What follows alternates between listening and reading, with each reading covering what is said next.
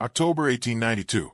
A clerk at Scotland Yard's Criminal Investigation Department slits open another envelope with practiced efficiency, expecting the usual stream of cranks, informants, and attention seekers that flood the Metropolitan Police daily.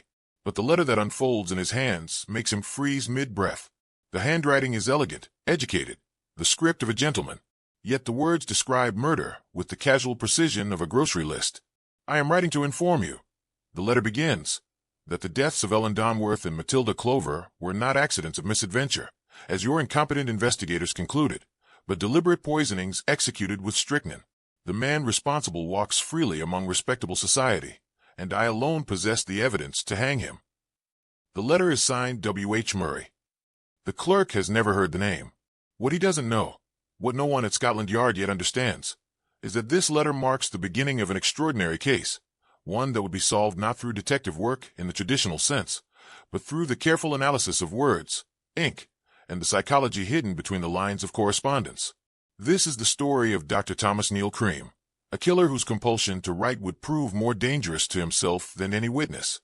In an era before forensic science as we know it, before fingerprinting or blood typing, Cream's own letters would construct the scaffold upon which he'd ultimately hang. Every word he wrote was a clue. Every letter, a confession wrapped in the guise of accusation.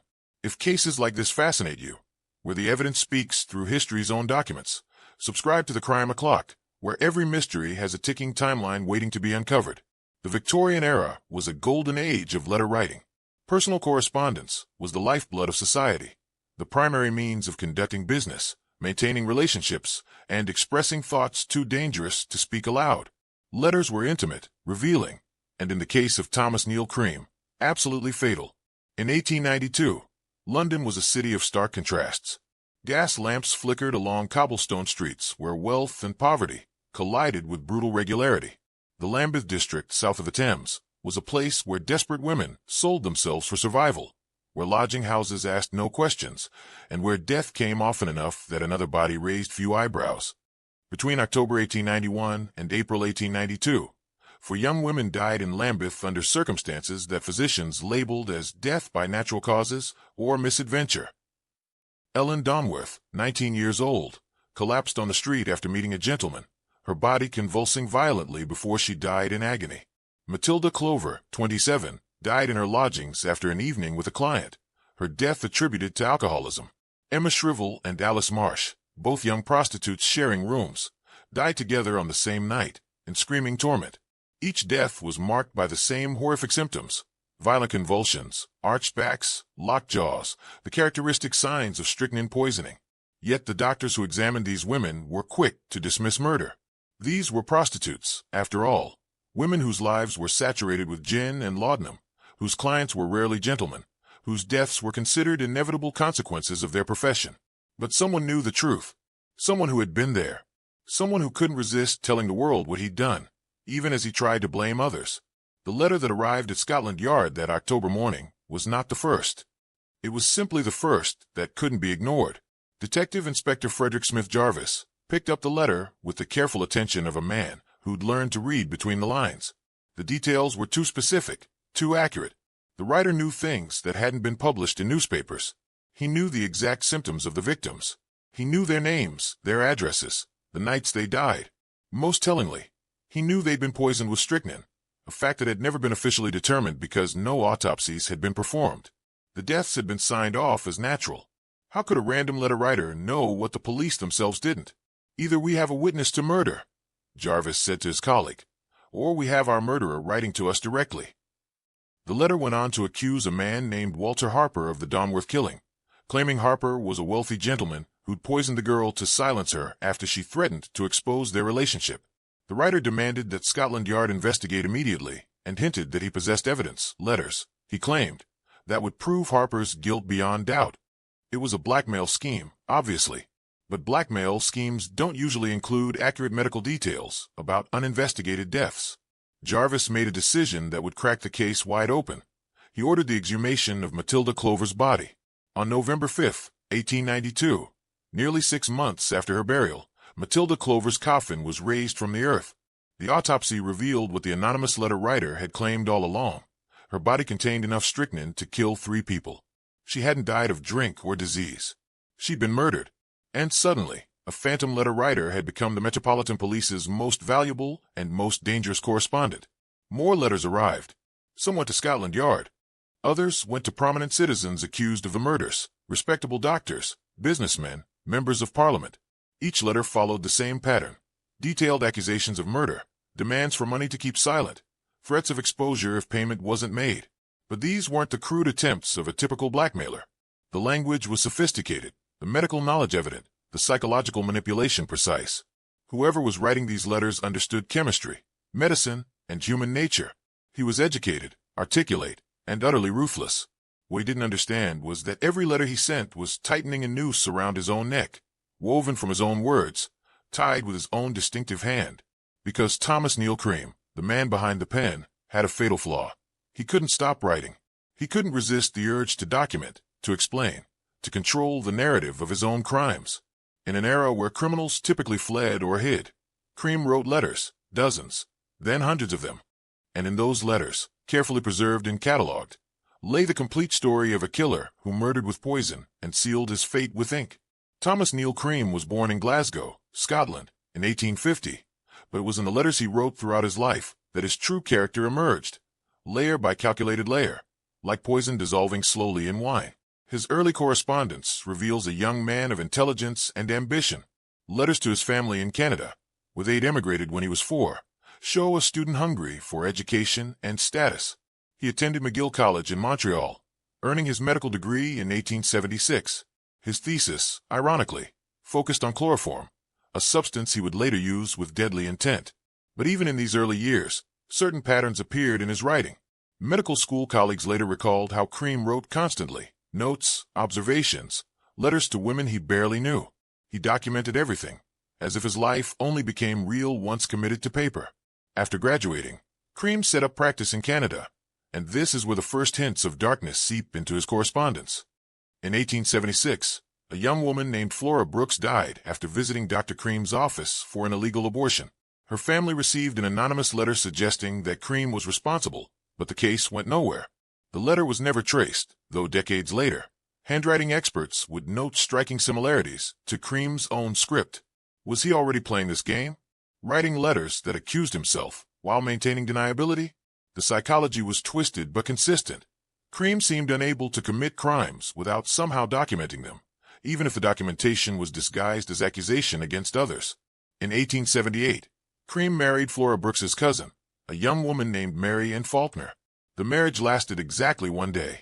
Marian fled, and later divorce papers referenced cruel and inhuman treatment. But it's the letter Cream wrote to her father that reveals the man's true nature. Cold, legalistic, devoid of emotion, it argued that Marian had no grounds for complaint and that he'd fulfilled his contractual obligations as a husband. He wrote about marriage the way one might write about a business transaction gone sour. The marriage dissolved, but Cream's letter writing intensified. He moved to Chicago in 1879, and here the documented body count began. In 1880, a man named Daniel Stott died suddenly in suspicious circumstances. Stott had been a patient of Dr. Cream, receiving medication for epilepsy. After Stott's death, his widow Julia began receiving visits from the good doctor, visits that rapidly became intimate. Then the letters started. An anonymous letter arrived at the coroner's office, claiming that Daniel Stott had been murdered by a pharmacist who'd filled his prescription with poison instead of medicine. The letter was specific, detailed, and led directly to an exhumation. Sure enough, Stott's body contained strychnine, but the investigation took an unexpected turn. The handwriting in the anonymous letter was analyzed and compared to prescription slips written by Dr. Thomas Neill Cream. They matched perfectly. Cream had murdered Daniel Stott to continue his affair with Julia, and then he'd written the letter that exposed the murder, unable to resist inserting himself into the investigation. It was madness disguised as cleverness, and it earned him a life sentence at Joliet Prison in Illinois. For 10 years, Cream sat in a cell, and during those years, he wrote thousands of letters. Letters to lawyers demanding appeals. Letters to politicians requesting pardons. Letters to newspapers proclaiming his innocence. Letters to Julia Stott, who testified against him, alternating between declarations of love and threats of revenge.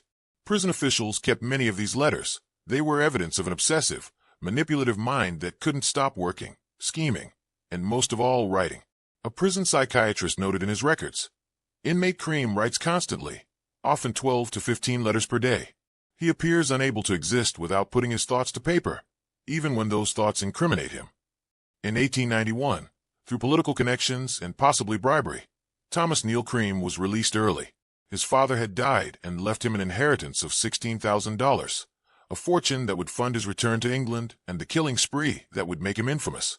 He arrived in London on October 1, 1891, and took rooms at 103 Lambeth Palace Road, directly across from St. Thomas's Hospital. He registered as Dr. Thomas Neill, and immediately began visiting the neighborhood's prostitutes, always impeccably dressed, always carrying his leather medical bag, always charming, and always writing letters. He wrote to women he'd met, proposing future meetings. He wrote to chemists ordering substances, strychnine among them, claimed for clearing away stray dogs. He wrote to hotels making reservations. He wrote to fellow lodgers introducing himself. Every interaction, every transaction, every thought was committed to paper with meticulous care. Subscribe to the Crime O'Clock, because some killers can't help but write their own death warrants, one letter at a time. Cream's landlady, Miss Emily Sleeper, later testified that she'd never had a tenant who received and sent so much correspondence. The postman came multiple times daily. Cream would descend from his rooms with handfuls of letters, always sealed with red wax, always addressed in his distinctive, flowing script. He was a gentleman in every appearance, Miss Sleeper recalled. Well-spoken, well-dressed, and always writing. I'd see him through his door sometimes, sitting at his desk, surrounded by papers and envelopes. I thought he must be conducting important medical business. The business he was conducting was murder. On October 13, 1891, just 12 days after arriving in London, Cream met Ellen Donworth on Westminster Bridge Road. She was 19 years old, desperate for money, and willing to accompany the well-dressed gentleman who offered her payment for her company. Cream took her to a nearby pub, bought her drinks, and at some point slipped her capsules he claimed were medication for her complexion. Ellen, trusting the kind doctor, swallowed them. Within an hour, she was dying on the street, her body rigid with convulsions, her spine arched backward in the classic opisthotonous posture of strychnine poisoning. A policeman tried to help her, and in her final moments of consciousness, Ellen gasped out a description. A tall gentleman with a silk hat and bushy whiskers gave me a drink. She died before reaching the hospital. The death was recorded as natural causes, likely poisoning by alcohol or self-administered drugs. But Cream couldn't leave it alone. 2 days after Ellen Donworth's death, he sat down at his writing desk and composed a letter to the father of a young medical student who'd once treated Ellen at a clinic. The letter accused the student of murder, provided intimate details of Ellen's death, and demanded money to remain silent. The father brought the letter to police, baffled and frightened. How could anyone know these details? His son had merely examined the girl once for minor ailments. The accusations were absurd, yet the letter writer knew things that hadn't been published. He knew Ellen's symptoms, knew the timeline of her death, knew medical details that only someone present could know. Detective Jarvis added the letter to a growing file. It was beginning to form a pattern, though the pattern itself was unprecedented. A blackmailer who seemed to know too much because he was the killer himself. Cream continued his methodical slaughter and continued his compulsive correspondence.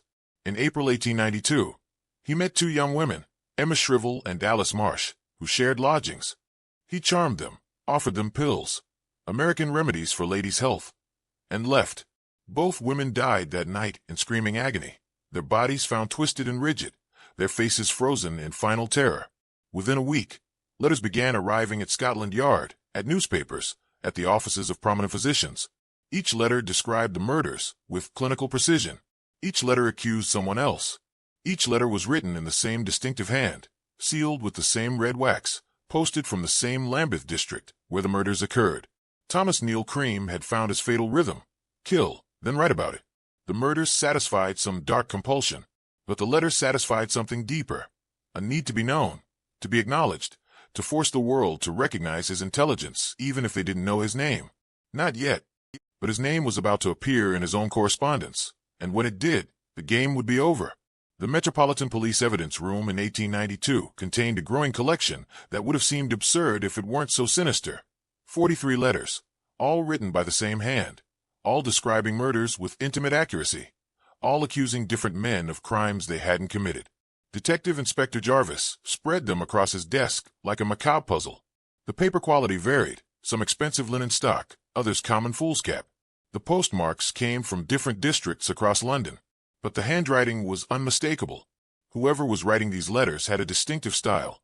Elegant copperplate script with pronounced loops on the letter Y, a characteristic flourish on capital letters, and a peculiar habit of underlining certain words 3 times for emphasis. More revealing than the handwriting was the content. Each letter demonstrated sophisticated medical knowledge. The writer understood pharmacology, toxicology, and human anatomy with professional precision. He described symptoms of strychnine poisoning that most laymen wouldn't recognize. The initial feeling of suffocation, the progressive muscular rigidity, the heightened sensory awareness that made even whispers sound like screams, the terrible consciousness that victims maintained until their final moments. He's not just educated, Jarvis told his superior. He's a physician. Or was. No one else would write about death this way. Clinical and passionate simultaneously. The psychological profile emerging from the letters was equally distinctive. The writer was arrogant, convinced of his own superiority. He mocked the police repeatedly, calling them bumbling incompetents and blind fools stumbling over corpses. Yet beneath the arrogance ran a desperate need for recognition. He wanted credit for his intelligence, even if he couldn't claim credit for his crimes. One letter, sent to a member of Parliament, revealed this tension perfectly. You call yourselves guardians of justice, yet 4 women lie dead, and you notice nothing. I could poison half of London, and your detectives would attribute it to bad gin. Perhaps when the bodies pile high enough, someone will finally appreciate the artistry involved. Artistry. He called murder artistry. But it was another letter, sent in late April 1892, that provided the breakthrough Jarvis needed. This one arrived at the office of Dr. William Broadbent, a prominent London physician who'd never heard of any of the murdered women. The letter accused Dr. Broadbent himself of poisoning Matilda Clover and demanded £500 to prevent public exposure. Dr. Broadbent immediately brought the letter to Scotland Yard, outraged and bewildered. He had an alibi for every date mentioned. He'd been attending medical conferences, treating patients, dining with colleagues. The accusation was transparently false. Yet the letter contained one detail that made Jarvis's pulse quicken. The writer claimed to possess another letter, allegedly written by Matilda Clover before her death. That would prove Dr. Broadbent's guilt. Jarvis knew something the letter writer apparently didn't. Matilda Clover had been illiterate. She couldn't have written any letter. The claim was a lie, which meant the blackmail was baseless, which meant the entire scheme was falling apart. But there was something else. The letter to Dr. Broadbent had been personally delivered to his office by a young man hired off the street. Police tracked down this messenger, who remembered the gentleman who'd paid him. Tall, well-dressed, American accent, bushy mustache, gold-rimmed spectacles. He gave me the letter sealed, the messenger testified, and 2 shillings to deliver it. Said it was urgent medical business. He waited across the street, watching to make sure I went in. For the first time, the phantom letter writer had a physical description. Jarvis issued a bulletin to constables across London. Watch for a well-dressed gentleman with American accent, approximately 40 years old, frequenting the Lambeth area, likely a physician or someone with medical training, obsessed with letter writing. What Jarvis didn't yet know was that Thomas Neill Cream had already made his fatal mistake, not in the content of his letters, but in the relationships he'd formed while writing them. Cream had befriended several people during his London stay, and like everything else in his life, these friendships were conducted largely through correspondence. He'd become particularly close to a young man named John Haynes, a medical student who shared Cream's interest in toxicology. The 2 men exchanged frequent letters, discussing poisons, their effects, their detection.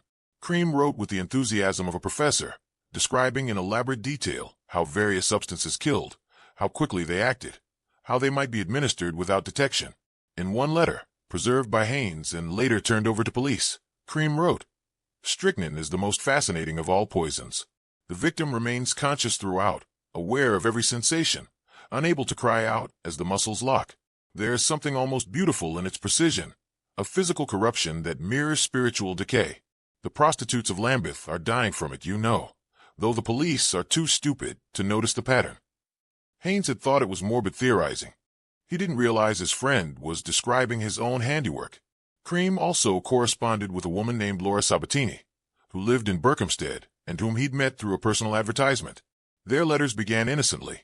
Cream presented himself as a wealthy American doctor seeking companionship, but gradually took on a darker tone. In May 1892, Cream wrote to Laura, describing the Lambeth murders in disturbing detail. He claimed to have intimate knowledge of the cases and hinted that he knew the killer's identity. He wrote that the murderer was a man of science, unappreciated by society, taking revenge on women who represent moral corruption. Then, in a moment of stunning recklessness, Cream included in one letter a photograph of himself standing outside 103 Lambeth Palace Road, his own residence, directly where the murders had occurred. Laura found the letters increasingly disturbing.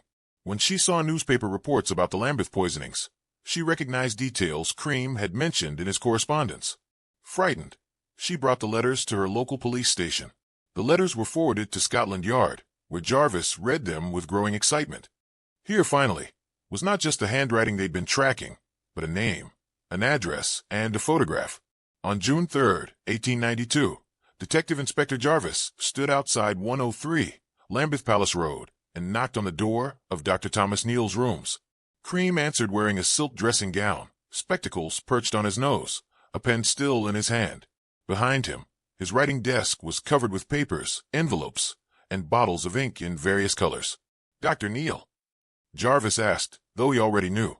"Yes," Cream replied, smiling with the confidence of a man who believed himself untouchable. "I'm Detective Inspector Jarvis of Scotland Yard. I'd like to ask you some questions about certain letters you've been writing." For just a moment, the smile faltered. Then Cream's face settled into an expression of cold calculation. "I write many letters, Inspector, about many subjects. I'm a man of science and wide-ranging interests."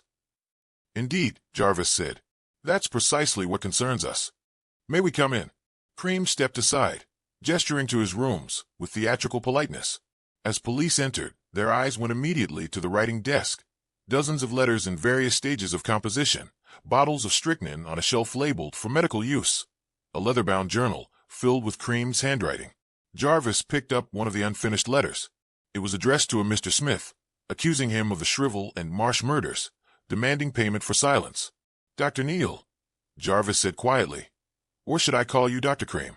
I'm arresting you on suspicion of murder and attempted blackmail, and I'm seizing every piece of correspondence in this room as evidence." Cream's expression didn't change, but his hand tightened around the pen he still held, his constant companion, his tool of choice, and ultimately, his downfall. "You'll find nothing," Cream said.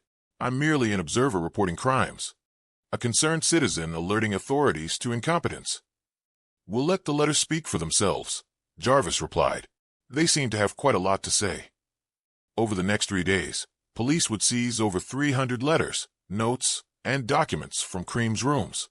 Each one would be catalogued, analyzed, and used to build a case unlike any Britain had seen before, a prosecution based not on eyewitnesses or physical evidence, but on the defendant's own compulsive need to document his crimes in ink. Thomas Neill Cream had written his way into infamy. Now he would discover that words, once committed to paper, can never be taken back. The evidence room at Scotland Yard transformed into something resembling a scholar's library, except the subject being studied was systematic murder. 317 pieces of correspondence lay organized across tables, each one tagged, dated, and cross-referenced.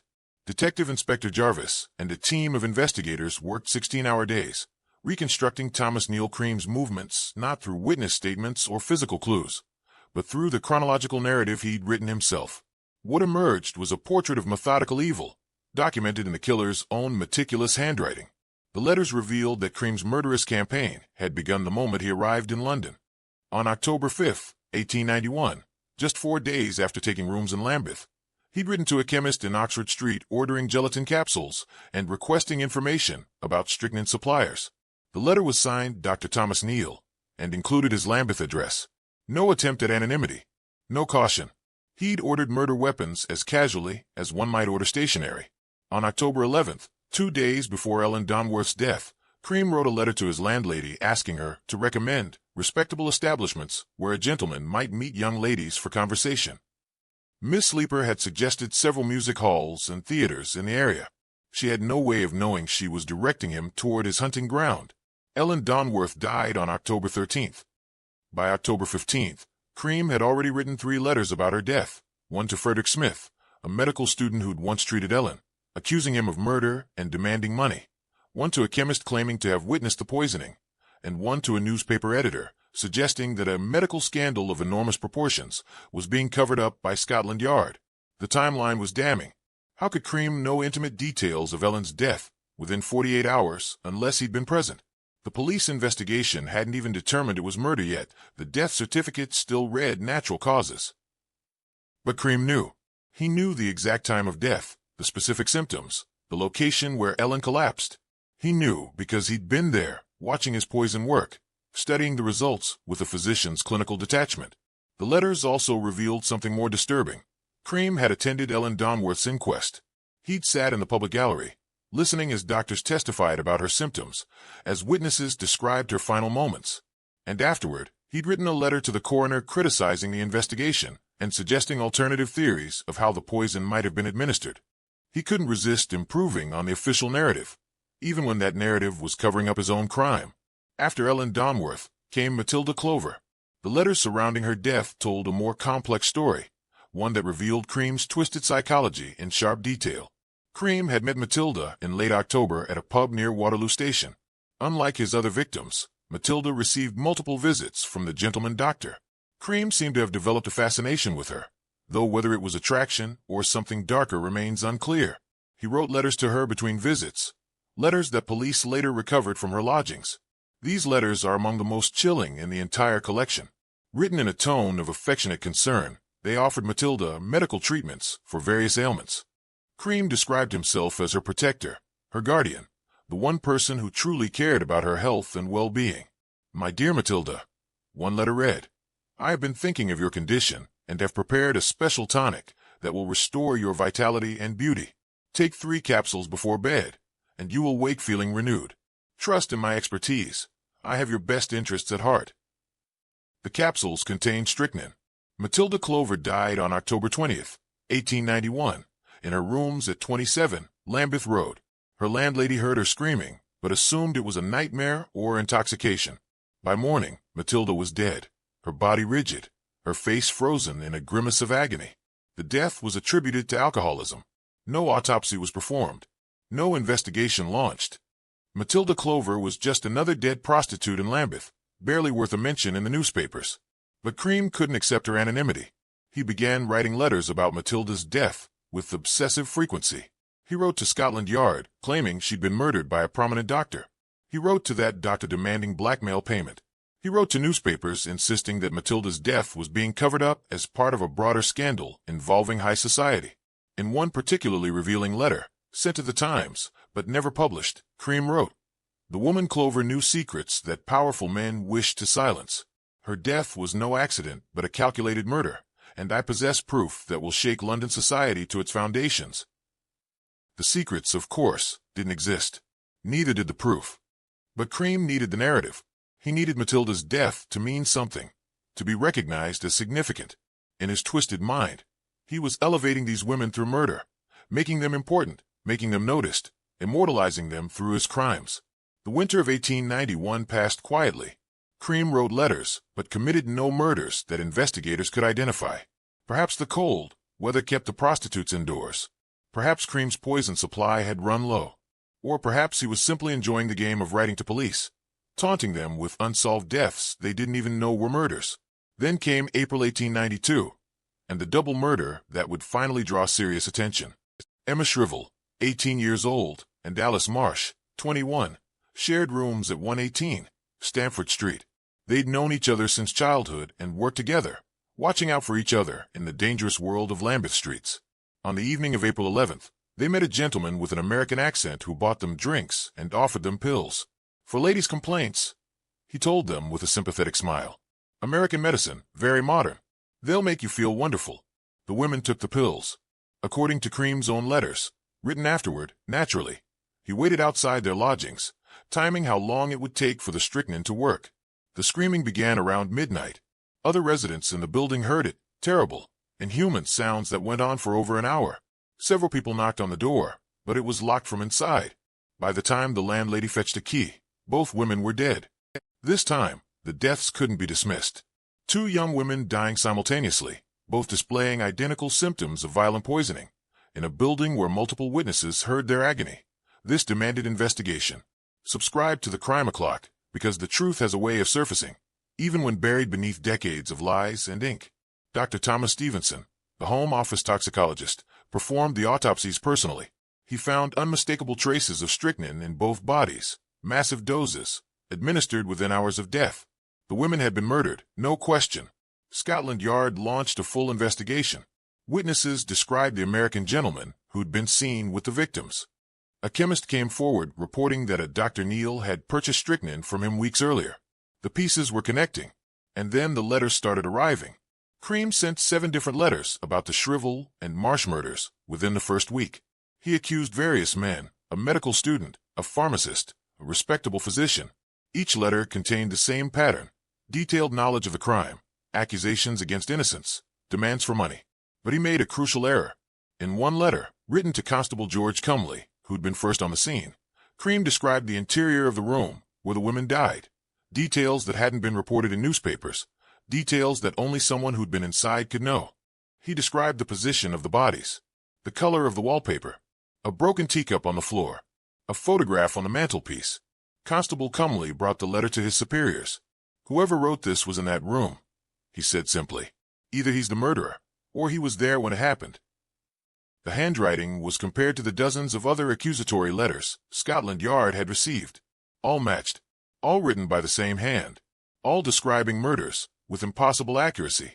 Detective Jarvis began constructing a timeline, matching letter postmarks to murder dates, tracking the geographical pattern of postings.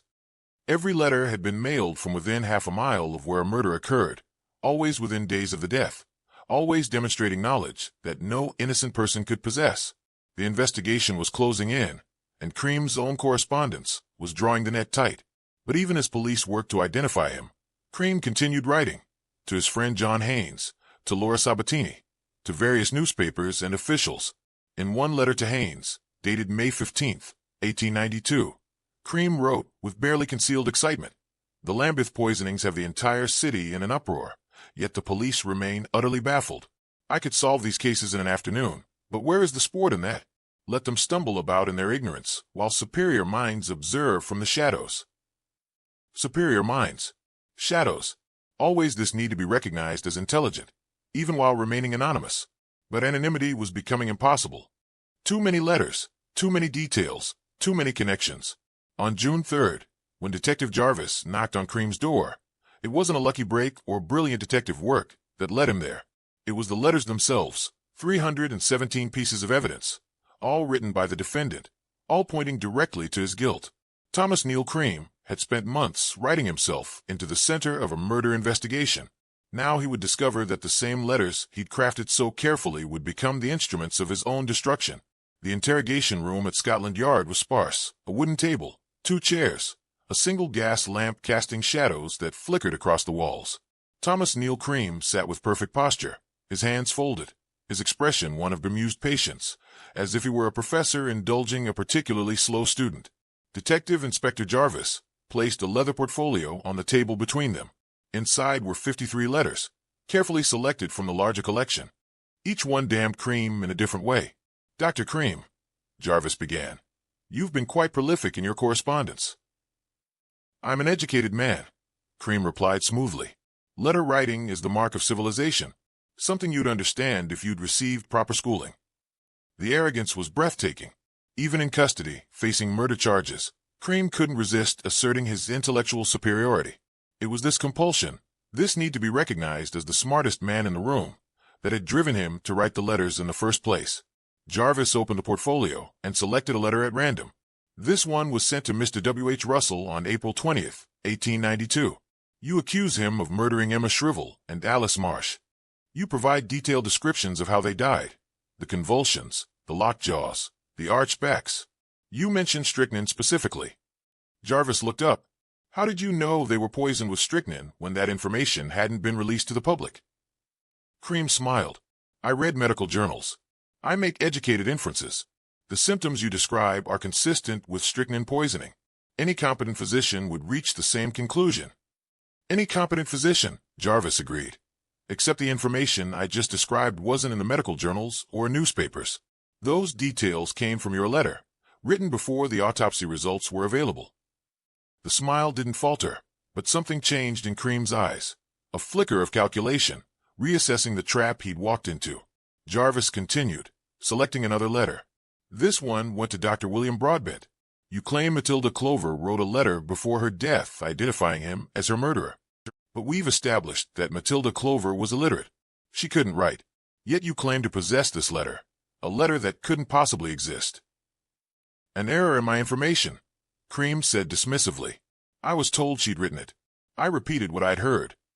Who told you? Silence. Who told you about a letter from a dead woman you claimed never to have met? Jarvis pressed. More silence. But Cream's jaw tightened almost imperceptibly.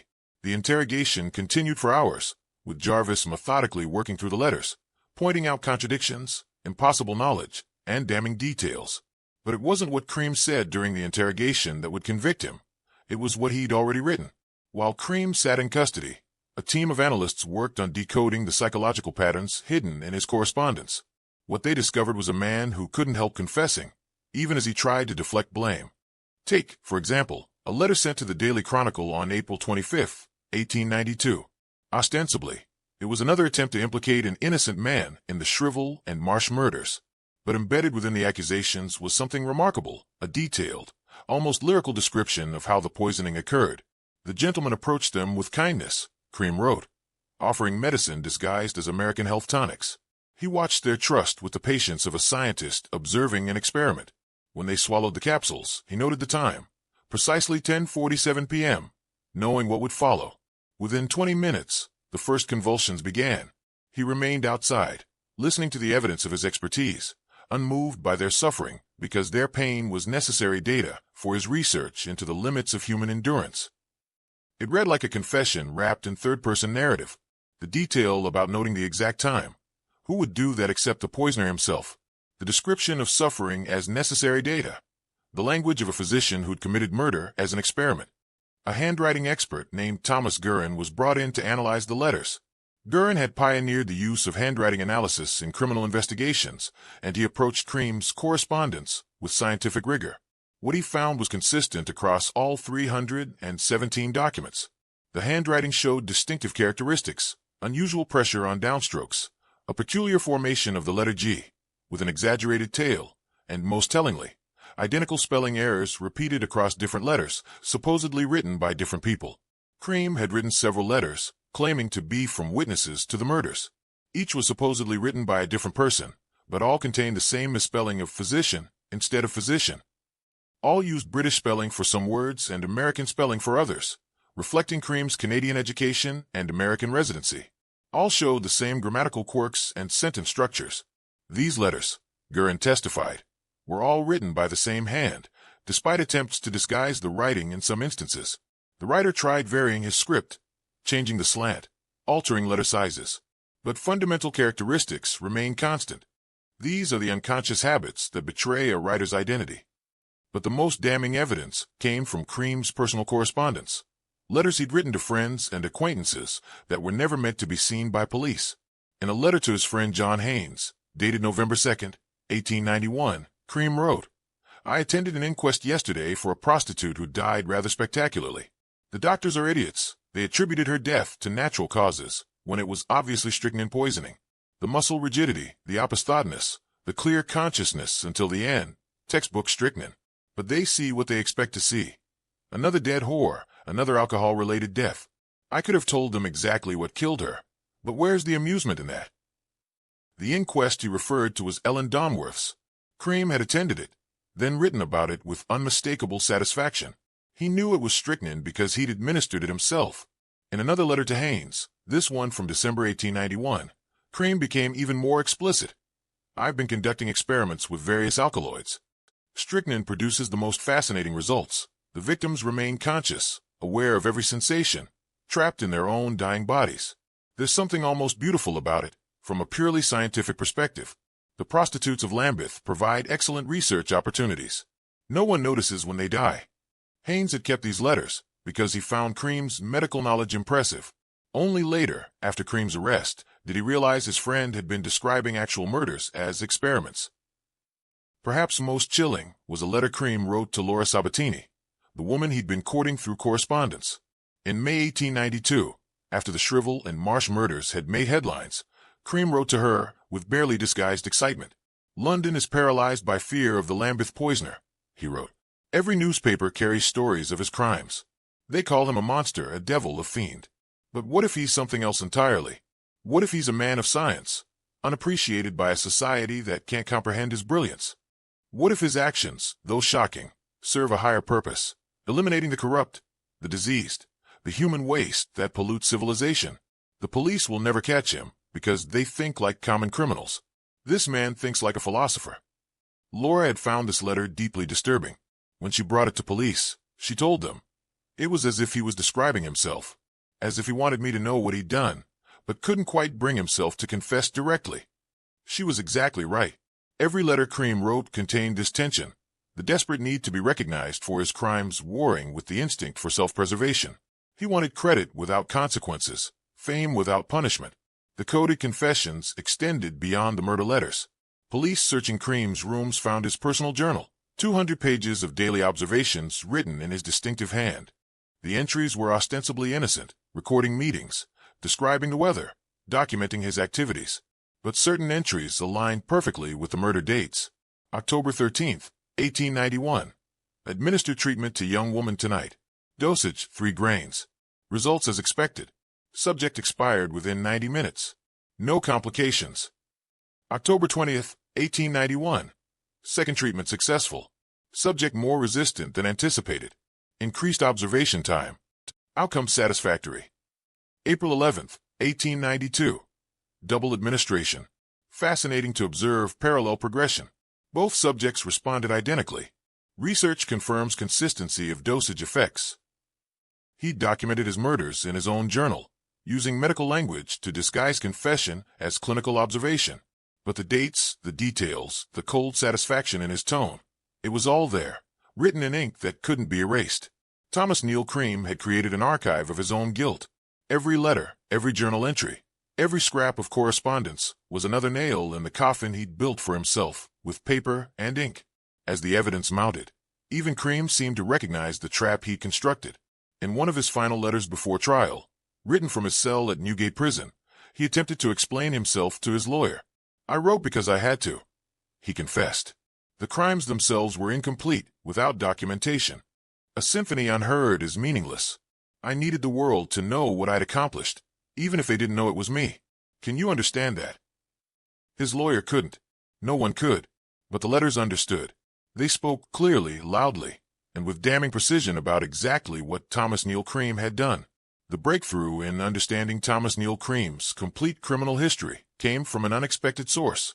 A wooden trunk shipped from Chicago to London 3 months after his arrest.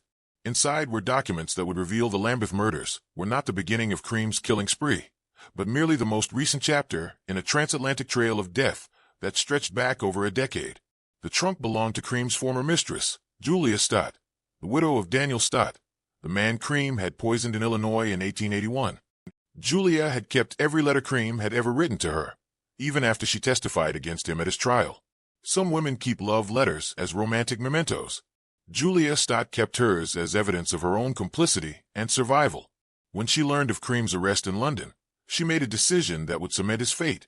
She contacted Scotland Yard and offered to provide the complete correspondence, 147 letters spanning from 1879 to 1881, documenting in Cream's own words the evolution of a murderer. Detective Inspector Jarvis received the trunk on September 12, 1892.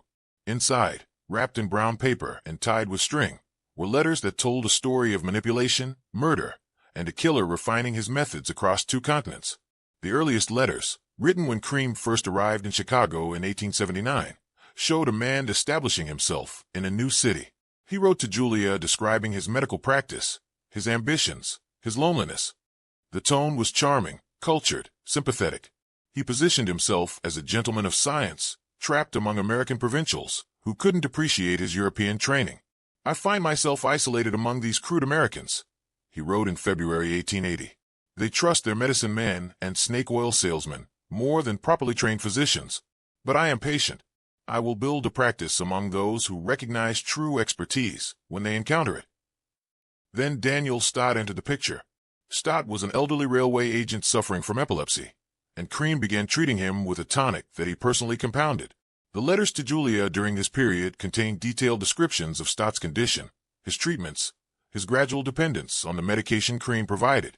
"Your husband relies entirely on my prescriptions now," Cream wrote to Julia in May 1880. "He trusts me completely with his health. It is a physician's sacred duty to maintain such trust or exploit it, depending on one's philosophy." The letters revealed that Cream and Julia had begun an affair while he was treating her husband. What started as professional visits became intimate encounters, documented in Cream's correspondence with startling frankness. "I think of our Tuesday afternoons," he wrote, "while I sit across from your husband, watching him swallow the medicine I've prepared. He thanks me for extending his life, not knowing I hold it in my hands like a watch I could stop at any moment." The metaphor was chilling. Cream saw himself as timekeeper, deciding when the clock would stop for Daniel Stott. In June 1880, the letters took a darker turn. Cream began writing to Julia about the problem of her marriage, how Daniel's illness was a burden, how his death would free her, how a sudden passing would surprise no one given his epilepsy. "Strychnine," Cream wrote in a letter dated June 10, 1880, "produces symptoms similar to epileptic seizure. Convulsions, rigidity, loss of consciousness. A doctor examining the body might easily attribute death to the patient's existing condition. I mention this purely as medical observation, of course." Of course. 3 days later, Daniel Stott was dead. The letter Cream wrote to Julia the day after the death was preserved in the collection. It showed no remorse, no fear, only cold satisfaction. "The matter is resolved," he wrote. "Your husband expired as expected. The physician who examined him attributed death to epileptic complications. No one suspects anything. We must maintain appropriate mourning for several months before resuming our association publicly. Discretion is essential." But discretion wasn't in Cream's nature. The letters revealed that within a week of murdering Daniel Stott, Cream had written the anonymous letter to the coroner that eventually led to his conviction, the same pattern he would repeat in London a decade later. "I cannot explain the compulsion," Cream wrote to Julia after his arrest. "I knew sending that letter was dangerous, yet I felt driven to expose the crime, not to confess, but to demonstrate the incompetence of the authorities who missed it. I wanted them to know a murder had occurred, even if they couldn't prove it was me. Does this make me mad? Perhaps. But madness is merely intelligence that society cannot comprehend." Subscribe to the Crime O'Clock, where every letter tells a story, and every story reveals the darkness written between the lines. The Chicago letters also revealed earlier victims. In March 1880, 3 months before Daniel Stott's death, Cream wrote to Julia about a young woman named Marian Faulkner, not his estranged wife, but a different woman with the same name, a patient who'd come to him seeking help for pregnancy. She arrived desperate and afraid. Cream wrote, "I offered her a solution, pills that would end her condition.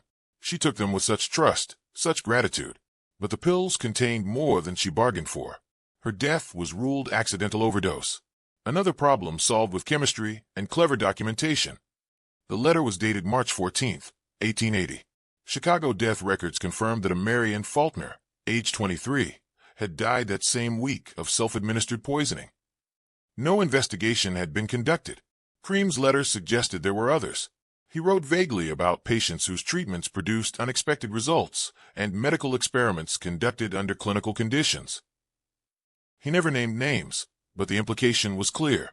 The Lambeth murders were not Cream's first, nor even his 5th or 6th.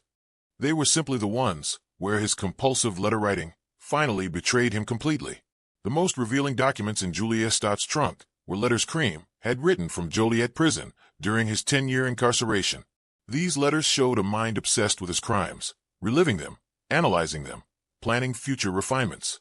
"I have time now to reflect on my methodology," he wrote in 1885. "My mistake was not in the execution. The chemistry was perfect, the dosing precise. My error was in making the crime too obvious through my subsequent letters. When I am free, I will be more subtle. I will create deaths that appear natural, and I will document them in ways that cannot be traced back to me." He spent 10 years planning his London killing spree, perfecting his approach, convinced he'd learned from his mistakes. Yet in London, he'd repeated the exact same pattern. Poison, kill, write letters, get caught. The prison letters also revealed Cream's growing obsession with strychnine specifically. He wrote to medical journals from prison, asking technical questions about the poison under assumed names. He wrote to Julia, asking her to send him chemistry textbooks. He wrote to other inmates about famous poisoning cases, analyzing them like a scholar studying military history. Strychnine is underutilized, he wrote in 1888. Most poisoners favor arsenic for its subtlety, but they miss the elegance of strychnine. The speed, the certainty, the consciousness it permits the victim. There is an honesty to it. The victim knows they are dying. There is no deception in that moment, only pure chemical truth. This was the man's philosophy, laid bare on paper. Murder as truth-telling, poison as honesty. Among the Chicago papers was also correspondence between Cream and a lawyer he'd hired to pursue his early release. These letters showed Cream's manipulative brilliance. He crafted arguments for his innocence, cited legal precedents, and eventually secured political support for a pardon, all through carefully written letters that presented him as a victim of circumstantial evidence and prosecutorial overreach. "I am innocent of the charges," he wrote to the governor of Illinois in 1890, "but I understand how the evidence appeared damning. I have spent nearly a decade contemplating my errors in judgment, not errors in action, for I committed no crime, but errors in behavior that allowed myself to be implicated in tragedy. If released, I will dedicate my life to medical service and scholarly pursuits." The governor believed him, or perhaps the $16,000 inheritance Cream received from his father's estate helped persuade the necessary officials.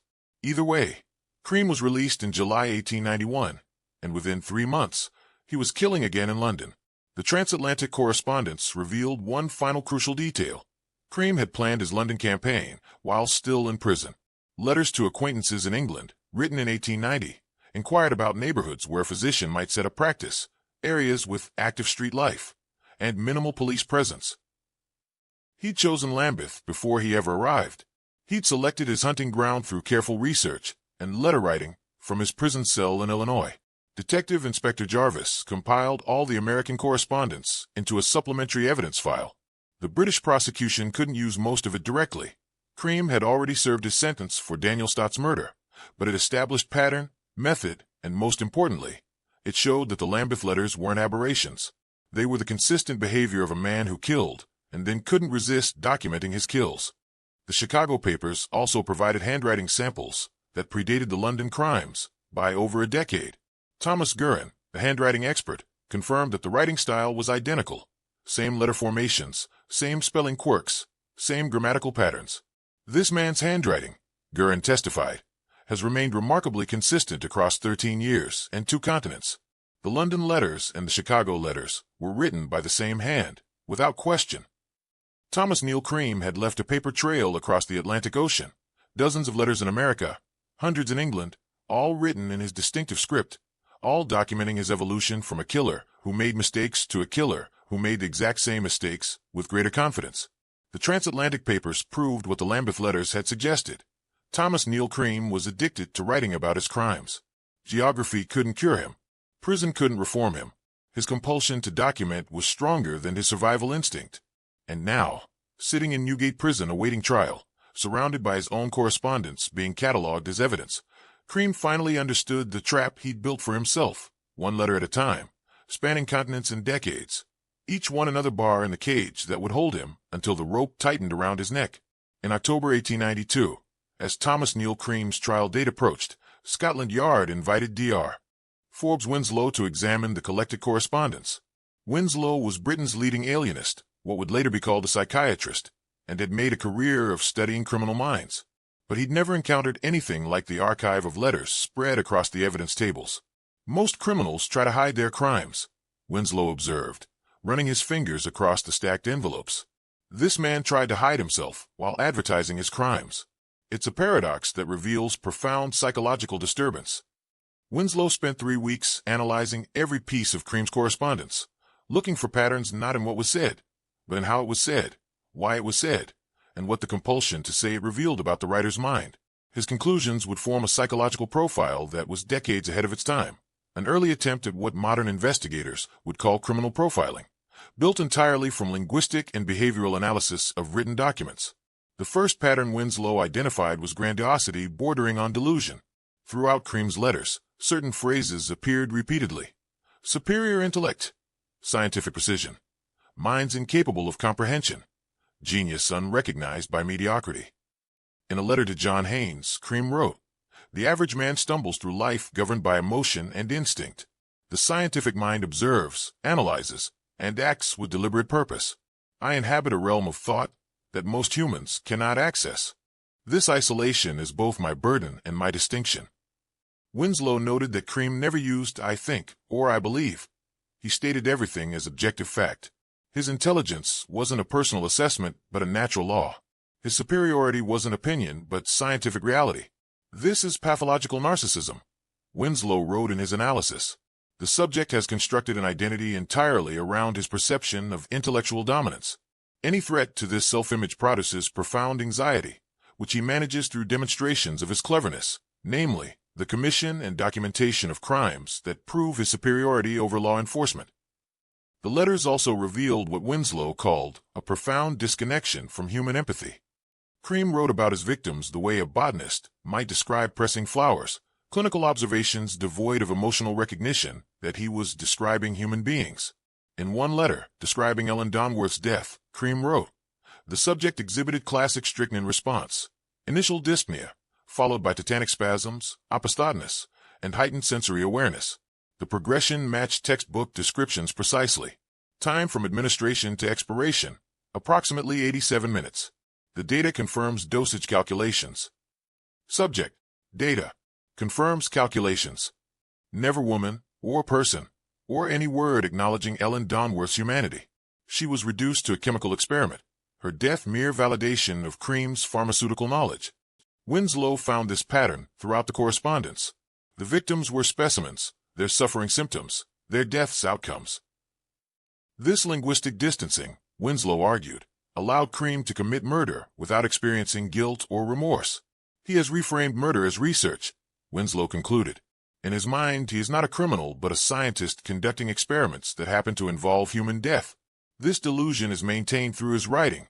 By documenting the killings in medical language, he transforms them from moral crimes into intellectual achievements."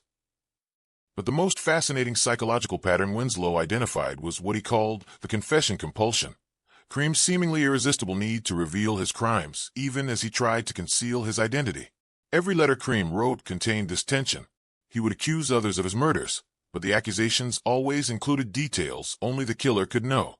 He would deny involvement, then describe the crimes with intimate precision. He would claim to be a concerned citizen, then reveal knowledge that no concerned citizen could possess. In one particularly revealing letter to the Times, Cream wrote, "I am compelled to inform you of grave injustices occurring in Lambeth. Women are being murdered systematically, yet police remain willfully blind. I cannot reveal my identity. My position in society forbids such public exposure, but I have witnessed events that prove these deaths were no accidents." Compelled. He used that word repeatedly. Not "I choose to write" or "I wish to inform," but "I am compelled." As if the writing happened beyond his control, driven by forces he couldn't resist. Winslow theorized that Cream's need for recognition conflicted with his need for safety, creating unbearable psychological pressure. The only release was writing, letters that revealed just enough to demonstrate his cleverness while maintaining plausible deniability. "He wants to be caught," Winslow wrote, "but only on his terms. He wants credit without consequences." The letters represent an unconscious desire for confession competing with conscious desire for freedom. This internal conflict is why he writes so prolifically. Each letter is another attempt to satisfy both needs simultaneously, which is psychologically impossible. The handwriting itself revealed psychological deterioration over time. Thomas Guerin, the handwriting expert, provided samples showing how Cream's script changed between October 1891 and June 1892. The early letters showed controlled, elegant penmanship. The letters were evenly spaced, the lines straight, the pressure consistent. But as the months progressed and the body count rose, the handwriting became increasingly erratic. By April 1892, after the Shrivel and Marsh murders, Cream's letters showed heavy pressure on certain words, particularly murder, poison, and strychnine. The letters slanted more dramatically. Words ran together. Corrections and crossouts appeared with increasing frequency. "The subject is losing control," Guerin testified. The degradation in penmanship suggests psychological stress, possibly guilt or anxiety, manifesting in his writing. These are not the letters of a calm, calculating mind, but of someone under increasing internal pressure. One letter in particular demonstrated this breakdown. Written on May 30th, 1892, just 4 days before Cream's arrest, it was addressed to Scotland Yard and was nearly incoherent. "You fools, you idiots, you blind, stumbling incompetents, I have given you everything you need, and still you cannot see what stands before your eyes. I am the only one with intelligence, the only one who understands. I have shown you, but you refuse to acknowledge genius when it speaks to you in plain language. Perhaps you need more evidence, more proof, more bodies, piling up before you finally recognize." The letter broke off mid-sentence, never finished, never sent. Police found it on Cream's desk when they arrested him, surrounded by crumpled drafts of similar rants. His psychological control was collapsing, and the deterioration was preserved in ink. Dr. Winslow also analyzed the emotional tone of different letters, noting significant variations depending on the recipient. Letters to women were manipulative and seductive, presenting Cream as protector and benefactor. Letters to men were challenging and contemptuous, positioning Cream as intellectual superior. Letters to authorities alternated between mockery and rage, revealing his complex feelings about power. He resents authority while craving its recognition, Winslow observed. He mocks police as incompetent, yet writes to them constantly, seeking their attention. This suggests deep-seated feelings of inadequacy masked by grandiose self-presentation. The man who claims intellectual superiority is actually desperate for external validation. The letters to Laura Sabatini provided particular insight into Cream's self-perception. In courting her through correspondence, he created an idealized version of himself, wealthy, accomplished, misunderstood by lesser minds, capable of both tenderness and ruthless action. "I am not like other men," he wrote to her. "I have looked into the abyss of human nature and emerged unchanged because I was never innocent to begin with. Society condemns what it cannot understand, but history remembers those who dared to transgress comfortable boundaries. I offer you the opportunity to stand beside genius, even if that genius frightens you." This self-mythology was consistent across his correspondence. Cream saw himself as a romantic figure, the misunderstood genius, the man ahead of his time, the scientist willing to pursue knowledge regardless of conventional morality. "He has constructed an elaborate narrative in which he is the protagonist," Winslow wrote. "The murders are not crimes but bold experiments. The victims are not people but obstacles or opportunities. The police are not investigators but antagonists in his personal drama." Every letter reinforces this narrative, allowing him to maintain psychological coherence despite committing acts that would shatter most people's self-conception. But perhaps the most disturbing psychological insight came from analyzing what Cream didn't write about. Despite hundreds of pages of correspondence, he never expressed regret, never acknowledged his victims' suffering as meaningful, never questioned whether his actions might be wrong. The absence of moral reflection was absolute. Cream could write eloquently about chemistry, medicine, philosophy, justice, and human nature, but he couldn't write, perhaps couldn't even conceive, a sentence that began "I regret," or "I wish I hadn't," or "they didn't deserve." This is not merely callousness, Winslow concluded. This is a fundamental inability to process human beings as entities with intrinsic value. The subject views people as objects, some useful, some inconvenient, some suitable for experimentation. This worldview is reflected in every letter he wrote.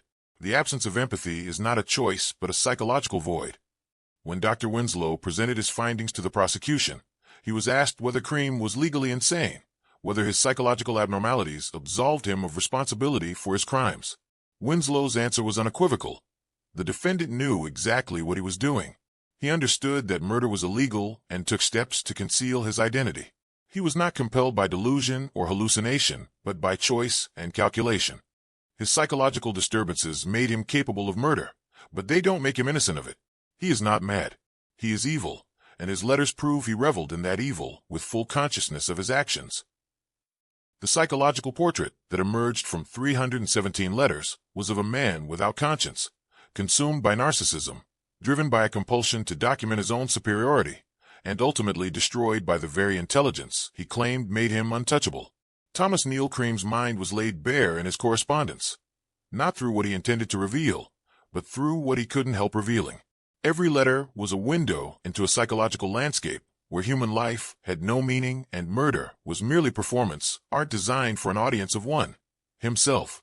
Thomas Neill Cream's fatal error was not the murders themselves. In Victorian London, the deaths of prostitutes rarely warranted sustained investigation. His downfall came from an elaborate extortion scheme that transformed him from invisible killer into highly visible criminal. And every step of that scheme was documented in letters that became his undoing. The blackmail campaign began in October 1891, mere days after Ellen Donworth's death. Cream's strategy was Byzantine in its complexity. He would accuse innocent men of murders he committed, then demand payment to suppress evidence that didn't exist. It was a plan that required the victims of blackmail to believe simultaneously that they were innocent and that they could be convincingly framed. The first target was Frederick Smith, a young medical student at St. Thomas's Hospital who'd once treated Ellen Donworth for a minor ailment. On October 15, 1891, Smith received a letter that made his blood run cold. "Sir," it began, "I have in my possession evidence that will prove your involvement in the murder of Ellen Donworth on October 13th. Witnesses can place you with her hours before her death. The medication you prescribed contained poison. Unless you wish this information delivered to Scotland Yard and published in every newspaper in London, you will pay £1,500 to ensure my continued silence. Further instructions will follow." The letter was signed H. Bain, Barrister. Frederick Smith had no idea who H. Bain was. He'd never heard of Ellen Donworth's death. It hadn't been reported in newspapers, as her demise was considered unremarkable. But the letter's specificity terrified him. Could he have somehow accidentally poisoned a patient? Could his prescription have been tampered with? He brought the letter to his father, who immediately contacted police. This was Cream's first miscalculation. He'd assumed the accused man would pay rather than report the blackmail. Instead, Scotland Yard now had the first letter in what would become an extensive collection. But Cream didn't stop. In fact, Smith's refusal to pay seemed to energize him.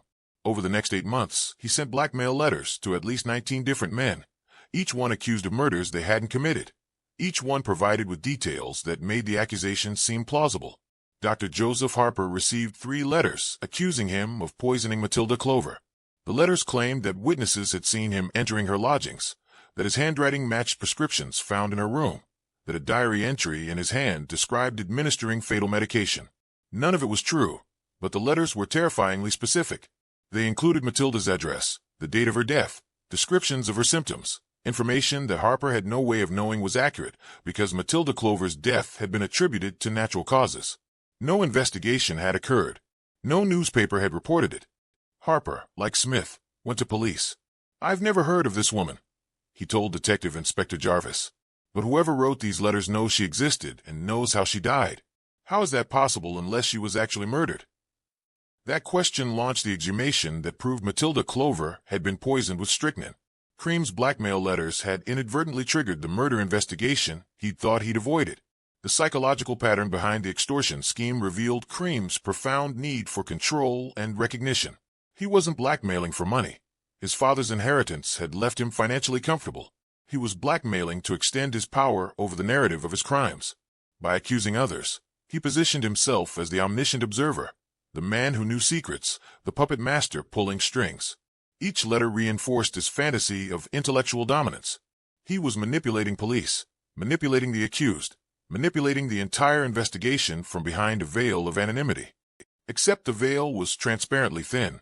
The letters to Dr. William Broadbent demonstrated how Cream's scheme was unraveling even as he escalated it. Dr. Broadbent was one of London's most prominent physicians, personal doctor to members of Parliament, lecturer at prestigious medical schools, a man of impeccable reputation. In April 1892, Broadbent received a letter accusing him of murdering Matilda Clover and demanding £2,500 for silence. The letter claimed that Matilda had written a confession before her death, identifying Broadbent as her murderer, and that this letter would be delivered to authorities unless payment was made. Broadbent's response was immediate and decisive. He took the letter straight to Scotland Yard and offered complete cooperation in catching whoever was behind this absurd accusation. "I was treating royalty on the date this woman allegedly died," Broadbent told Jarvis. "I have 20 witnesses who can verify my whereabouts. But what concerns me is how this blackmailer knows so much about a death I've never heard of. Either he's the killer, or he witnessed the killing. There's no other explanation." Cream had made another critical error. He targeted someone too prominent, too confident, and too innocent to be intimidated. Instead of securing payment, he'd secured another powerful enemy, actively working with police to identify him. The extortion letters also revealed Cream's compulsive need to complicate his schemes unnecessarily. A rational blackmailer would send one letter, demand payment, and disappear. Cream sent multiple letters to the same victims, varying his approach, changing his demands, inventing new details. To Dr. Harper, he sent 5 separate letters over 3 months, each signed with a different name: H. Bain, W.H. Murray, A. O'Brien, M. Malone, and finally, catastrophically, Thomas Neill. That last letter, sent in May 1892, marked the moment Cream's anonymous facade completely collapsed. He'd signed his own name, not his full name, but close enough that investigators could connect it to the Dr. Neill, living in Lambeth, who'd been purchasing strychnine and consorting with prostitutes. Why would he do this? Dr. Winslow theorized that Cream's psychological need for recognition had finally overwhelmed his survival instinct. He wanted the victims of his blackmail scheme to know who was manipulating them. He wanted credit, even if credit meant capture. Subscribe to The Crime O'Clock, where the evidence is written in the criminal's own hand, and justice is spelled out one letter at a time. The extortion scheme also involved an elaborate system of money drops that Cream orchestrated through increasingly paranoid instructions. Recipients of blackmail letters were told to place money in specific locations: under a stone near Westminster Bridge, beneath a particular bench in Regent's Park, inside a hollow tree in Hampstead Heath. Cream would include detailed maps in his letters, drawn in his own hand, showing exactly where payments should be deposited. These maps became crucial evidence. The handwriting matched all the other letters, and the locations revealed that Cream was intimately familiar with London's geography, despite having arrived only months earlier. But here's what revealed his complete disconnection from reality. He apparently never actually collected any money. Police staked out several drop locations after blackmail victims reported them. In 2 instances, money was actually placed as instructed, under police surveillance. Cream never appeared to collect it. He was running an extortion scheme with no intention of profiting from it. The scheme itself was the point: the elaborate planning, the letter writing, the manipulation, the sense of power. The money was irrelevant. What mattered was the game, and in that game, Cream cast himself as criminal mastermind while actually behaving like a man begging to be caught. The letters also showed that Cream was blackmailing people about murders they couldn't have committed because those people had alibis, witnesses, and documentation proving they were elsewhere when the crimes occurred. Any minimal investigation would exonerate them, which is exactly what happened in every case. A rational blackmailer would research his targets, ensure they were vulnerable, confirm they lacked alibis. Cream seemed to select targets almost randomly, as if the legitimacy of the accusation didn't matter. Because to him, it didn't. The accusation was just an excuse to write more letters, to insert himself deeper into the drama, to feel the thrill of wielding power over prominent men. By June 1892, Cream had created such a web of correspondence that police were receiving reports almost daily from different men being accused of the same murders. The handwriting on all the letters was identical. The knowledge demonstrated in the letters could only come from one source: the killer himself. Detective Inspector Jarvis laid out 43 blackmail letters and mapped their timeline. Every letter had been posted within a mile of Lambeth Palace Road. Every letter had been written on similar paper stock available from stationers near St. Thomas's Hospital. Every letter had been sealed with distinctive red wax that matched sealing wax found in Dr. Neill's rooms. The extortion scheme hadn't concealed the killer's identity. It had illuminated it like a spotlight on a stage. Cream had written, posted, and delivered a complete map of his own guilt, convinced that his cleverness would protect him, when in fact his compulsive letter-writing was the very thing that ensured his capture. In one of his final letters before arrest, sent to yet another innocent man he decided to accuse, Cream wrote, "You may think yourself safe, but I am always watching, always documenting, always 10 steps ahead of fumbling authorities. You cannot escape my knowledge or my reach." He was right about the documentation, wrong about everything else. When police arrested Thomas Neill Cream on June 3, 1892, they found him at his writing desk, surrounded by unfinished blackmail letters, bottles of ink, stacks of envelopes, and a list of potential future targets, all men he planned to accuse of murders he intended to commit. The extortion scheme had been designed to demonstrate Cream's intellectual superiority.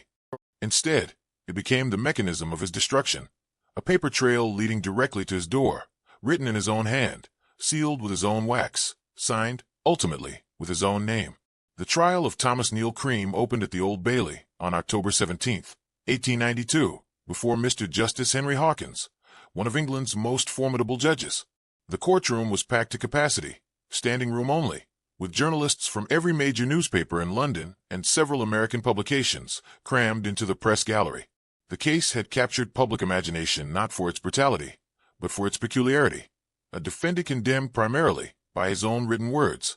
The prosecution was led by the Attorney General himself, Sir Charles Russell, who recognized that this case would set precedent for how documentary evidence could be used in criminal proceedings. In his opening statement, Russell laid out a revolutionary argument. "Gentlemen of the jury," he began, "you will hear testimony from witnesses, from medical experts, from handwriting analysts. But the most damning testimony will come from the accused himself, not from his lips, which remain silent, but from his pen, which has been remarkably voluble. Thomas Neill Cream has written his own conviction in hundreds of letters that we will present to you. By the time this trial concludes, you will know his guilt not because we have told you, but because he has told you himself, repeatedly, compulsively, and with extraordinary detail." Russell's strategy was unprecedented. Rather than building a case around physical evidence or eyewitness testimony, both of which were scarce, he would construct a narrative entirely from Cream's correspondence. Each letter would be an exhibit. Each exhibit would be a confession. The prosecution began by establishing the deaths. Dr. Thomas Stevenson, Home Office toxicologist, testified about the autopsies of Matilda Clover, Emma Shrivel, and Alice Marsh. All three had died from massive doses of strychnine, at least 5 grains in each case, when 1 grain could be fatal. The amount of poison found in these bodies, Stevenson testified, suggests someone with medical knowledge. The dosing was precise enough to kill reliably, but not so massive as to cause immediate vomiting, which would expel the poison.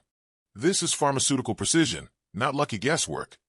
Then came testimony about Ellen Donworth, whose body had not been preserved for autopsy, but witnesses described her symptoms in detail: the sudden convulsions, the rigid spine, the consciousness maintained until the final moments. Classic strychnine presentation. With the deaths established, Russell began introducing the letters.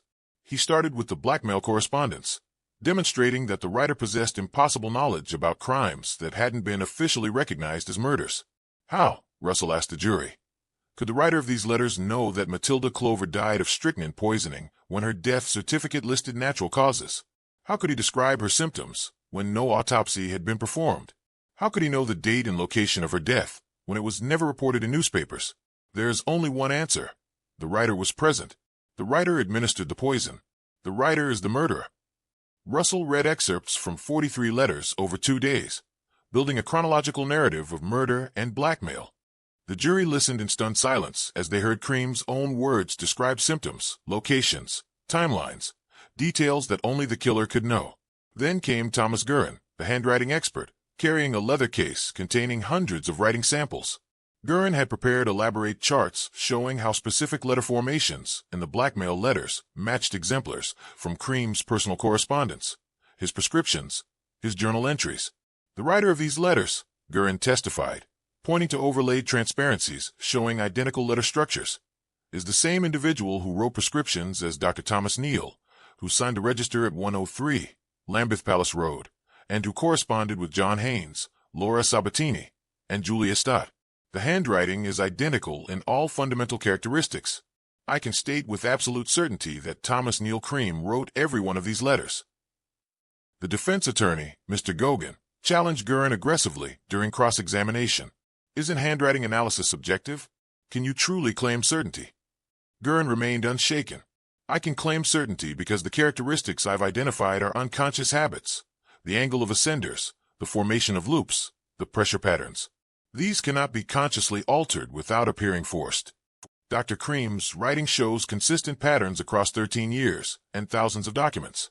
The probability that someone else coincidentally writes exactly the same way is astronomical.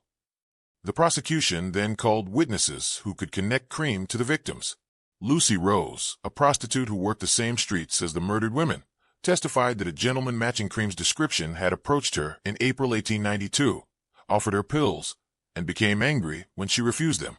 He said they were American medicine. Rose testified that they'd make me feel wonderful, but something about him frightened me. His eyes were cold, even when he smiled. I told him no, and he said, "Your loss." I saw him later that same night with Emma and Alice. That was the night they died.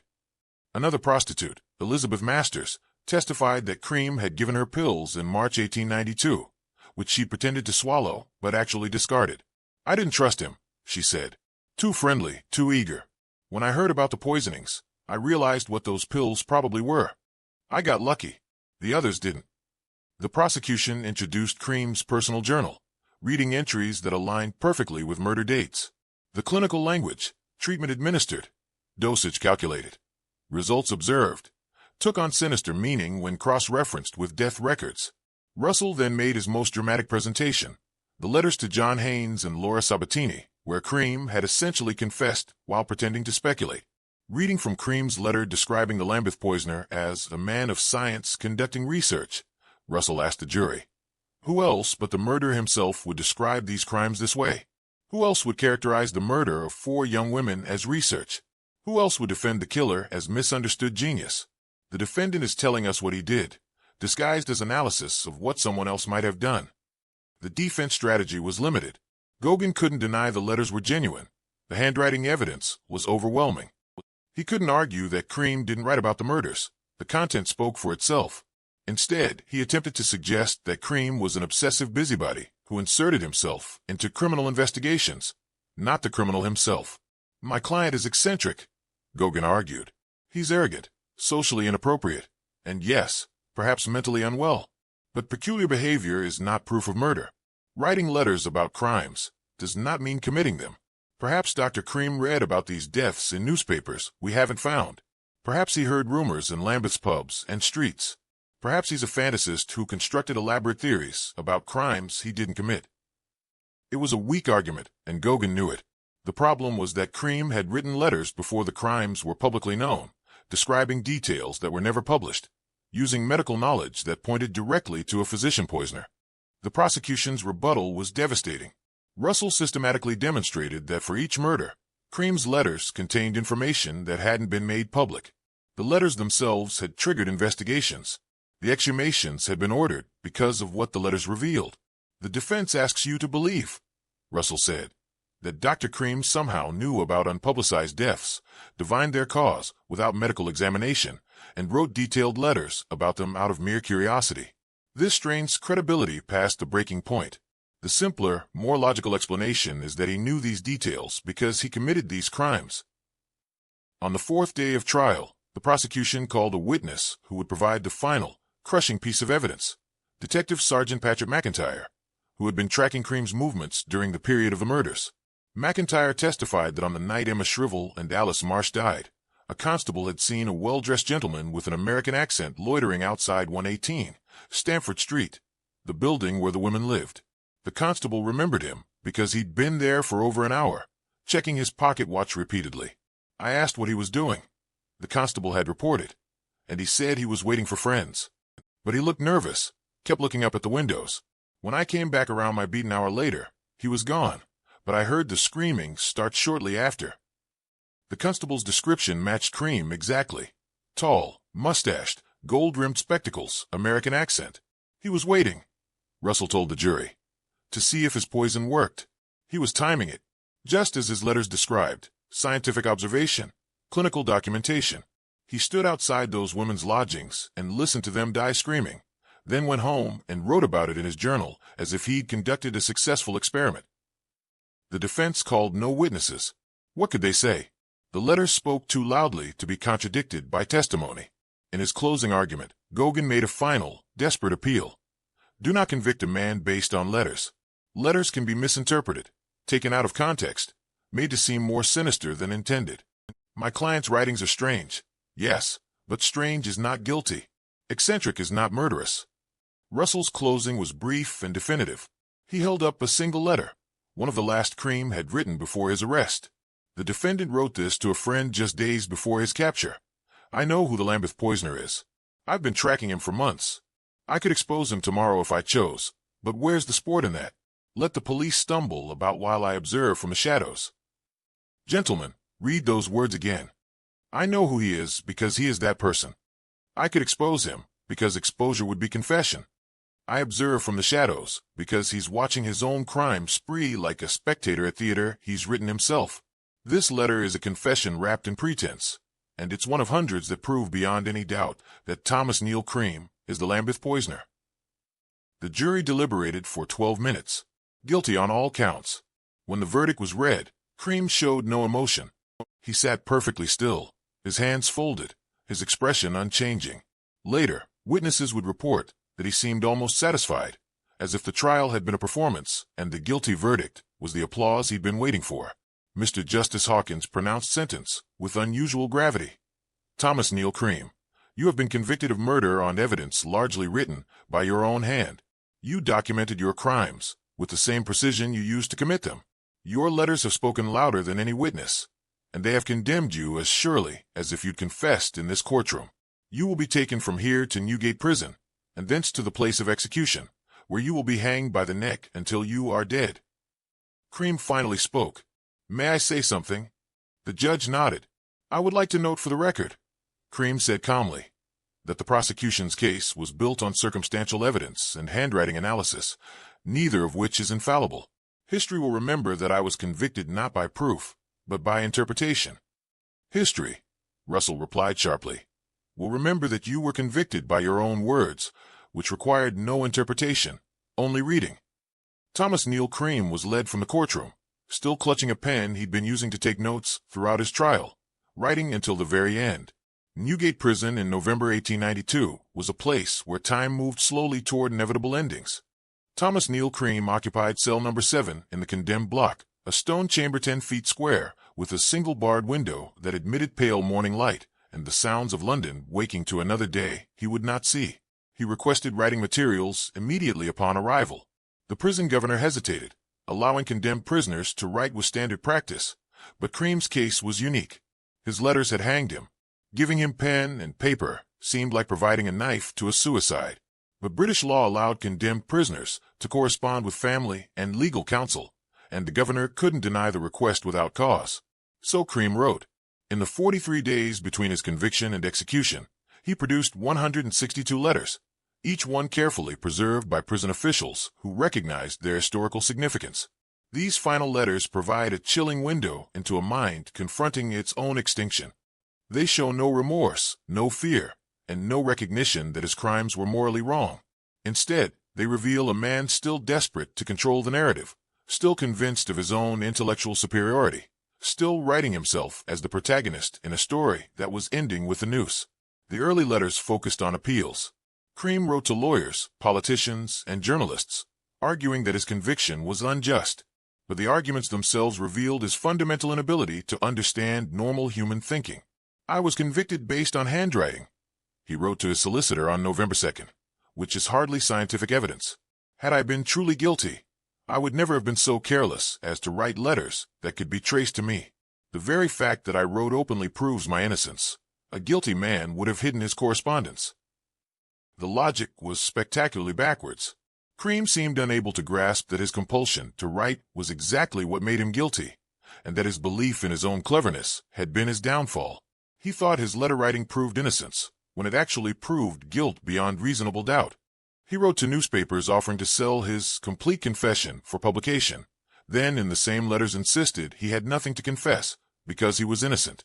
The contradiction didn't seem to register in his mind, or perhaps it did, and he was still playing the game, still trying to control the story even from inside a death cell. On November 10th, he wrote to Laura Sabatini, the woman he'd been courting through correspondence. The letter is among the most disturbing documents in the entire collection. My dear Laura, it began, I write to you from circumstances unfortunate, but not unforeseen. I always knew that minds like mine operate on planes that ordinary people cannot comprehend, and that such superiority inevitably breeds resentment. The charges against me are society's revenge for my refusal to think as common men think. You, I hope, understand this. You recognize that what they call crimes I call experiments in human nature. What they call murder I call scientific observation. History will vindicate me, though the present condemns me. He went on for 6 pages, describing his research into the effects of strychnine, framing the murders as contributions to medical knowledge. He never once mentioned the victims by name. He never acknowledged their humanity. Even facing death, he couldn't conceive of his actions as wrong, only as misunderstood. Laura Sabatini brought this letter to police, horrified. She never wrote back. Subscribe to the Crime O'Clock, because even at the gallows, some stories are still being written, one final word at a time. Cream also wrote extensively to John Haynes, his medical student friend. These letters were more honest, perhaps because Cream believed Haynes shared his scientific worldview. In a letter dated November 18th, Cream came as close to confession as he ever would. "I have been thinking about our conversations regarding poisons," he wrote. "You remember how fascinated I was by strychnine's precision, the way it attacks the nervous system while leaving consciousness intact. I may have mentioned theoretical applications. I may have speculated about how such knowledge might be tested in practical circumstances. If those speculations went beyond theory, well, is the scientist who tests his hypotheses a criminal or simply thorough?" Haynes later testified that reading this letter made his blood run cold. He was admitting it, Haynes said, but framing it as scientific inquiry. He genuinely seemed to believe that murder was acceptable if done in the name of research. The letters from Newgate also revealed that Cream was writing a manuscript, a detailed account of the Lambeth murders from the killer's perspective. Prison officials discovered it during a cell search. 73 pages of meticulous description, clinical analysis, and self-justification. The manuscript has never been published in full, but excerpts entered into evidence show Cream's complete lack of moral awareness. He described selecting victims, administering poison, observing results, all in the detached tone of a laboratory report. The women he killed were subjects. Their deaths were outcomes. Their suffering was data. In one particularly chilling passage, he wrote, "Subject displayed remarkable resistance to the standard dosage, requiring supplemental administration. The extended timeline allowed for more thorough observation of symptom progression. Her vocalization suggested extreme distress, but this is expected given strychnine's effect on sensory perception. Time to expiration, 96 minutes. Conclusion, dosage calculations must account for individual physiological variation." Subject was Ellen Donworth, 19 years old, dead in agony while Cream took notes. As the execution date approached, Cream's letters became increasingly erratic. The controlled, elegant handwriting deteriorated. Sentences ran together. His grandiose self-image began cracking under the weight of approaching death. On November 10th, he wrote, "I am not afraid of death. Death is merely transition, but I rage against the injustice that a mind of my caliber should be silenced by the ignorant mob that calls itself justice." On November 13th, "Perhaps I should have been more careful. Perhaps discretion would have served me better than documentation. But what is the point of achievement if no one knows? What is genius if it remains hidden?" On November 14th, "I could have killed 100 more and never been caught if I'd simply stopped writing. Why couldn't I stop writing?" That question, asked too late, answered only by the pile of letters that had condemned him, was perhaps the most honest thing Cream ever wrote. He knew his compulsion had destroyed him. He understood that his need for recognition had overridden his survival instinct. But he couldn't stop, even knowing the consequences. The final letters, written in the days before his execution, focused on legacy. Cream was obsessed with how he would be remembered, how history would judge him, whether future generations would recognize his contributions to medical science. In a letter to The Lancet, Britain's leading medical journal, he wrote, "My name will be remembered long after my accusers are forgotten. The Lambeth poisonings will be studied in medical schools as examples of precise pharmacological application. My methods will be analyzed, perhaps even admired. What they call murder today, they may call pioneering research tomorrow." The Lancet declined to publish the letter. On November 14th, 1892, the day before his execution, Thomas Neill Cream wrote his final letter. It was addressed to the governor of Newgate Prison and consisted of a single paragraph. "I wish to state for the record that I maintain my innocence of the charges for which I have been condemned. However, should future evidence prove that I was indeed responsible for the deaths in question, I ask that history remember I acted not from malice, but from scientific curiosity. A man who expands human knowledge, even through unorthodox means, should be remembered as a pioneer, not a criminal. I go to my death with the satisfaction of knowing that my name will endure." He signed it with his characteristic flourish, sealed it with red wax, and handed it to the guard. Even at the absolute end, he was crafting his narrative, controlling his story, writing himself into immortality. The execution was scheduled for 8 a.m. on November 15th, 1892. James Billington, the official executioner, made his preparations with professional efficiency. The gallows in Newgate Prison's execution shed had seen countless deaths, and one more would make little difference. Cream spent his final night writing in his journal. Not letters this time, just private thoughts that prison officials later cataloged as evidence. The entries showed a man still grappling with his compulsion, still unable to exist without putting words to paper. His last journal entry, written at 6:30 a.m. on the morning of his death, read, In 2 hours, I will know what comes after. Whatever it is, I face it without fear and without regret. My only regret is that my work remains incomplete. So many experiments unfinished. So many theories untested. But I have documented what I could. The letters will speak for me when I cannot. At 7:45 a.m., the prison chaplain entered Cream's cell and asked if he wished to make confession or seek forgiveness. I have nothing to confess, Cream replied, and I need no forgiveness for advancing human knowledge. At 7:55 a.m., Cream was led from his cell. He walked steadily, showing no fear, carrying himself with the dignity of a man convinced of his own importance.